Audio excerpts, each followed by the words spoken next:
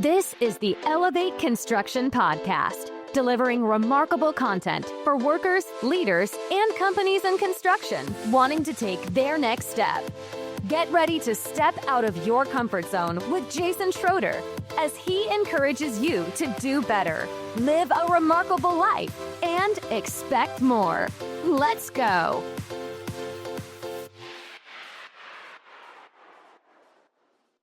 Welcome to the Elevate Construction Podcast, where we elevate concepts of excellence that will elevate construction for workers, leaders, customers, and the industry as a whole. My name is Jason Schroeder, and today's shorter Build a Little Better podcast is about training. So I'm just going to riff a little bit here today and talk about something that I'm super passionate about. And I hope you enjoy it as well, because this one thing, I think, will make such a big difference in our industry and really help workers, foremen, anyone coming up through the field or the office in construction, in any department, any specialty, any focus. And that's training.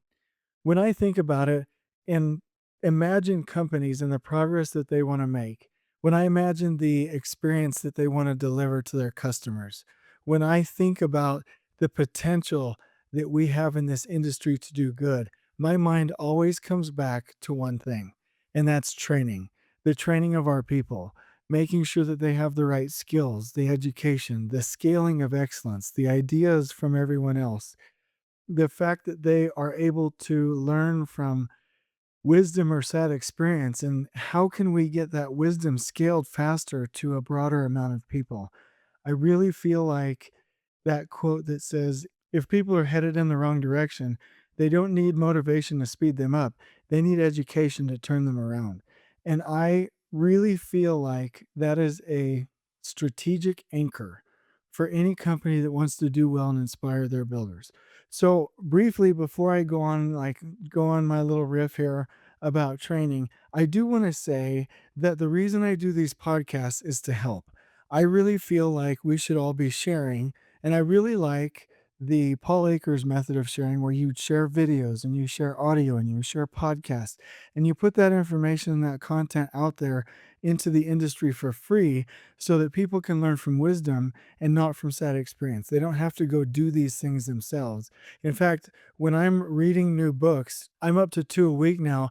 What goes through my mind is that if I can read these books and distill this information and get this out to people quicker, then all the better. We need to be helping each other, blessing people's lives, because at the end of the day, we do it out of love for each other, right? I know that sounds a little bit corny with, kittens and butterflies, but really that's what it's all about. If we care about each other, we will share at every opportunity. We will scale excellent ideas. We will distill information down, and we will deliver content in the most effective manner. Now, here's kind of what's on my mind. So I grew up with a company whose strategic anchor or belief system really centered around training. Training, training, training. I even remembered a metric coming out from corporate one time that said there were like so many thousands of trainings deployed in that year. And I thought to myself, well, that's a weird thing for them to send out and tie to our profitability stats and quarterly profitability and our annual meetings, and just why would they be talking about training so much? And I realized that training is directly tied to the effectiveness of our people, and is directly tied to the effectiveness of our projects, and it's directly tied to our profitability. Now that sounds like something that I should have known, or it sounds like maybe that's common sense. Maybe I should have been paying attention to it. I don't know, but back in the day I didn't get it. That training is a strategic anchor that will really make us good money. And I've been watching projects that crash land over the last, let me just say 5 or 6 years, and looking at the profitability of jobs like that. And there can be let's just take on an average, like a 60, 80, $100 million job. There can be a net fee loss of $1 to $3 million once we start to crash land a project. And why do we crash land a project? Well, because of bad pre-construction or lack of training or an inability to recover the project, or turnover among superintendents is statistically referenced as one of the main reasons that projects fail. And I think to myself, Through my career, I've asked, how much does training cost? If there's a $2,500 training, wow, that's a lot of money. Or, hey, this company sent their people away for a week to go get training. Wow, that's a big commitment.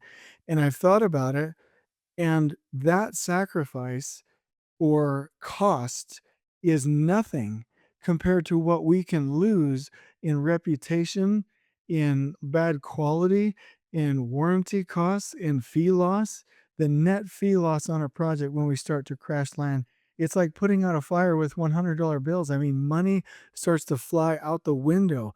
Inventory increases, manpower increases, costs go out the window, and it's absolutely insane. And we could have fixed all of these things with proper training. And so I really go back to my upbringing with the first company that I ever worked for that was absolutely fantastic with training. And there was kind of a saying in the industry that if you work there for 5 years, you'd be one of the best trained persons, in your field, and you could go work anywhere. And that didn't always work out for them because some people would leave and go try and make more money, but they always train their people, even though there was that risk that they would leave. And I really like the quote that says, if you think it's expensive to train your people when they might possibly leave, consider not training them and they stay. And that's just really been on my mind lately. So, here are some things that I want to talk about. Training is the key. Training is what we have to get to our people. Effective training over and over and over and over. And there's a way to not do it. And I'm not saying that I'm an expert with this, but we really have to focus on what not to do before we can go into the what to do. So, let me start there. I'm not gonna tell you when because I don't want you to, like, figure out who this was, but there was a consultant that came to a company where I was working, and they were talking about some lean principles and were, quite frankly, billing quite a bit of money for this, and came and delivered a presentation to a group of the leaders with a PowerPoint, sitting down with a boring, low energy voice, almost like, 10% asleep, with weird old dad jokes and not engaging the room. And quite frankly, sometimes just getting a little bit grumpy when he didn't receive the feedback that he wanted to. And this went on for like 6 hours. And I'm like, we're paying this guy that much money? This is ridiculous. Like half of the room is falling asleep. And I sound like I'm whining here, but I'm really passionate about training. So just bear with me. And I see that over and over and over. High profile people like getting up, like with their shoulders down, heads down, no energy, low energy, like delivering this content that nobody's going to pay attention to. I remember when I was 5 years into construction, receiving training that you only remember like 2 to 6% when somebody's talking at you. 2 to 6% of the content. Like, can you imagine the burdened wage rate of all of the people in these rooms, and people are wasting our time delivering this training that we're only going to remember 2% of? Are you kidding me? Like, I've heard that in certain cultures in the world, that if you aren't ready for a meeting or you don't deliver the content with poise and with good energy, they just cancel the meeting. They're like, you're not going to waste my time. And when I heard that, I thought about that. That really is true. When we go back to this concept of respect for people, why would somebody waste my time by not being prepared for a presentation? Why would they waste my time by throwing up a PowerPoint with low energy and no interaction with the group? Why would they waste my time and not be ready to engage me as a person? Now, I have responsibility too when I'm in that training, but if it is just horrible, disgusting, boring information, that is disrespectful, it is rude, and they're wasting my time. And unfortunately, this is like 90% of the training that I see out there, and there's a better way to do it. So let me go get into a little bit of a riff on how I think it should be done. So when I was training field engineering, for I think it was about 7 to 8 years. I absolutely loved it. I actually started out with the on-site training, which actually worked pretty well, okay? You were able to go to a project and then scale these ideas, get them to implement it, and you were working with 5 or 6 different people, maybe 12 people. It worked out really well. I remember when I went from one job to multiple projects, I started to try, and I'll say the word try because that's what I was doing, try to find a better way to get that information out to our people. And I hate to say it, but I started using PowerPoints, low energy, got a little bit bored with the content, because I had to repeat it over and over and over and over. So then I was like, you know what? This isn't working. How about I do the repetitive information on video on an online website? So built a website, did online videos, really good content. I found that about 10 to 15%. And when I give you percentages, what I mean is I'll have a group of 60 and I count how many people made changes, or I had a group of 100, or I had a group. I'm telling you that I have groups of people that I keep lists of, and then I count the percentages within that made massive changes. So when I give you percentages, that's what it's based off of. So it was about 10%, 10 to 15%, 15% at the most of people from that online content would do well with the online content, and then me coming to the job site and explaining a few things. That percentage increased quite a bit once I stayed on the project and helped them through it and interacted. And I remember one time talking to a general superintendent, and he said, "You know, Jason, I wish we could just take these field engineers out and just give them an experience, like actually hands on working with the material."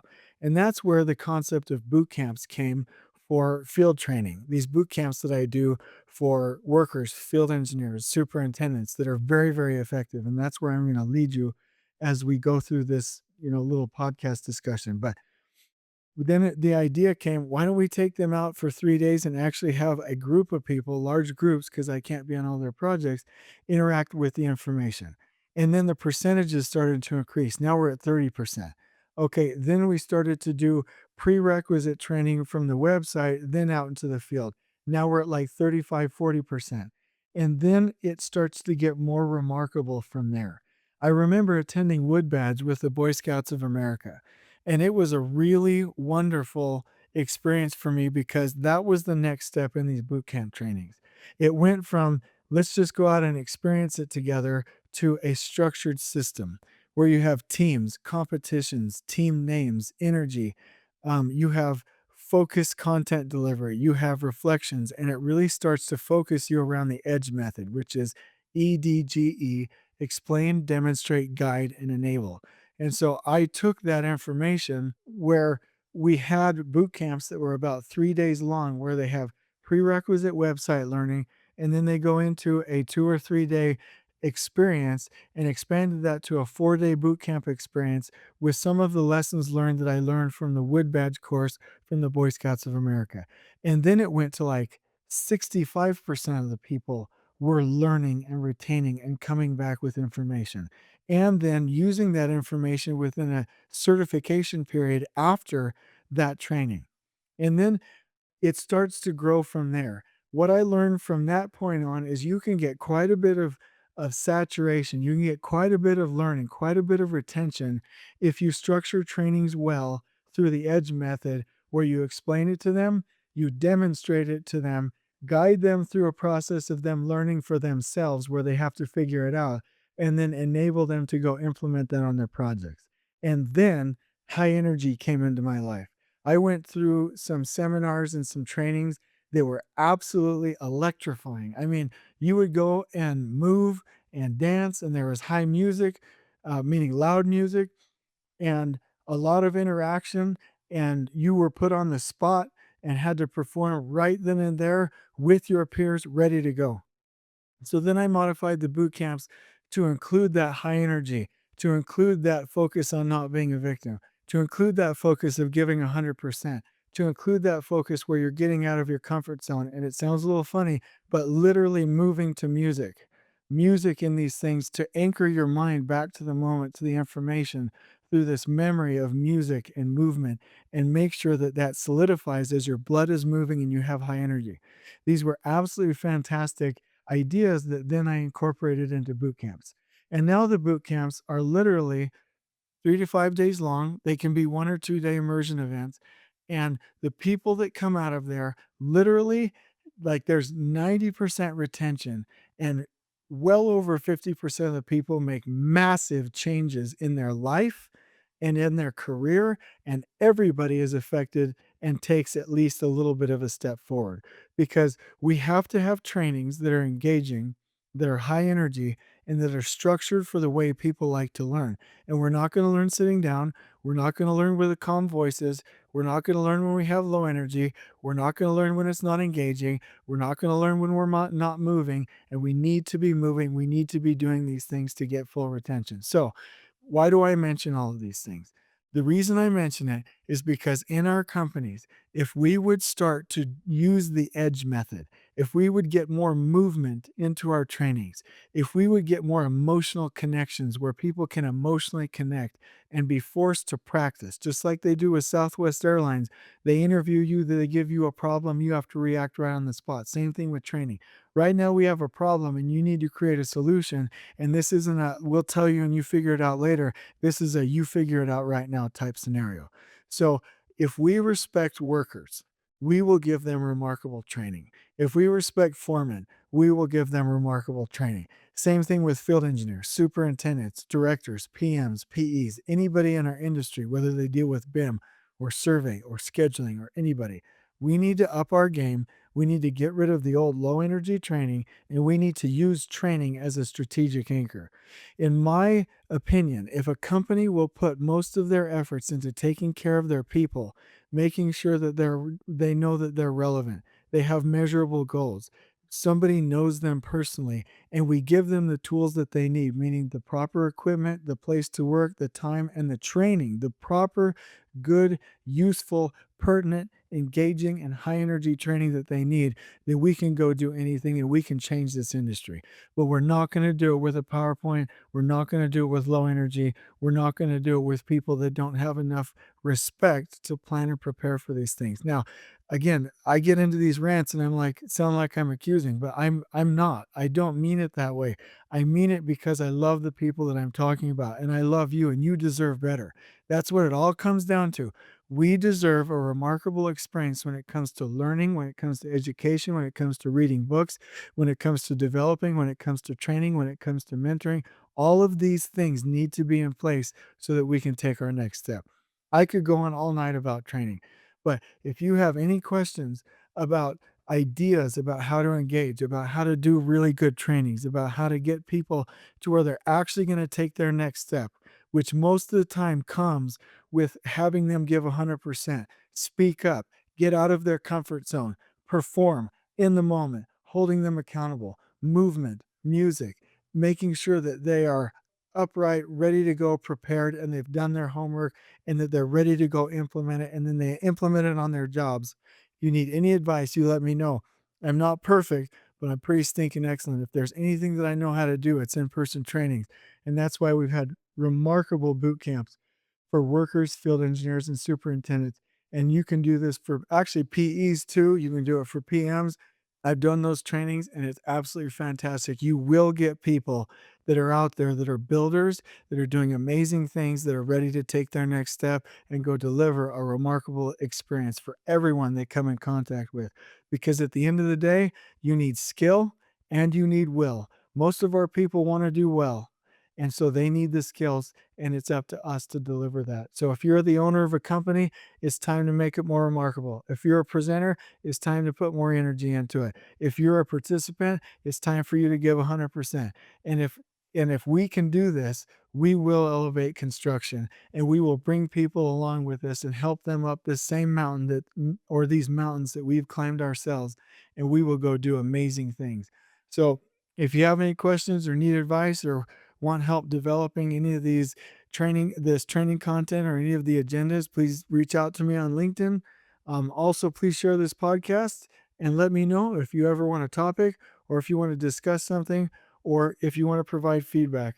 Until we meet again, I hope this has been helpful. You deserve remarkable trainings. On we go. Please join us next time in elevating the entire construction experience for workers, leaders, and companies coast to coast. If you're enjoying the show, please feel free to share with your construction colleagues and help us spread the word by rating, subscribing, and leaving a review on your preferred podcast listening platform. We really appreciate it. We'll catch you next time on the Elevate Construction Podcast.